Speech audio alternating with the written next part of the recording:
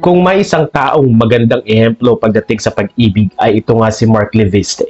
Sa kanyang kwento sa interview with Dalian Carvajal ng Inquirer.net, marami ang kinilig at tila naiyak pa sa sobrang paghanga kung paano nga inintay at nagkaroon ng pagkakataon na umibig muli si Mark Leviste sa katauhan ni Kris Aquino.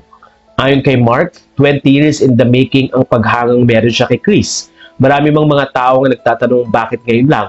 Pero ayon nga kay Mark, may kanya-kanyang oras at timing na meron ng Diyos. Sa puntong ito ay mas nakita ni Mark si Kris Aquino sa ibang anggulo. Hindi si Kris na nakikita sa TV at sa mga magazine, kundi ang isang Kris na ang journey ay hilig. At doon nga ay kasama si Mark Leviste.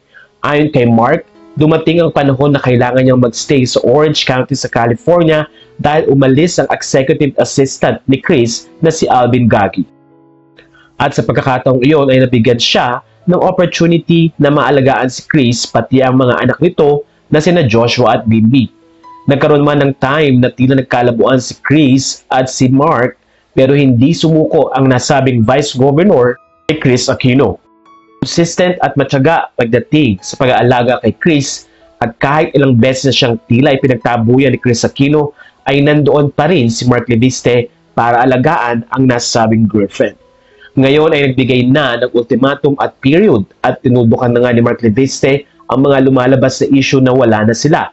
Ang totoo ay sila pa rin ni Kris Aquino at almost 10 months na nga ang kanilang relationship. Narito ang ilan sa mga naging pahayag ni Mark Leviste. It's been a roller coaster, a Ferris wheel ride for us because that's Kuya Josh's favorite amusement ride. But seriously and fortunately, our ups and downs haven't been as rough as a roller coaster ride. It's manageable, plus I value the journey just like appreciating the view from a giant Ferris wheel. Inamin din ni Mark Leviste na si Kris Aquino ang kanyang mundo at ito na rin ay tila part ng kanyang buhay.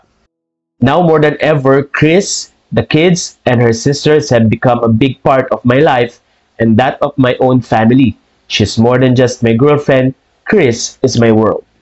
Sa puntong ito ay tuwang-tuwa ang mga fans dahil na rin sa napakagandang pag-amin ni Mark Leviste at sa mga bagay na ginawa niya, lalo na sa pagkakaroon ng kasama ni Kris sa tuluyan nitong paggaling.